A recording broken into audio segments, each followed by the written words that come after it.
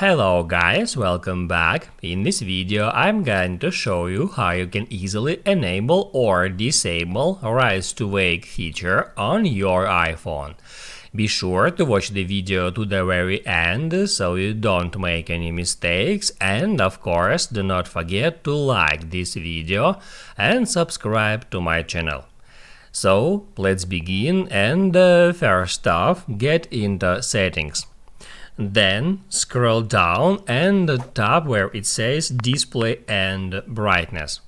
And then just scroll down until you find Rise to Wake setting. Now from here you can enable or disable this setting by toggling on or off that switcher in that way.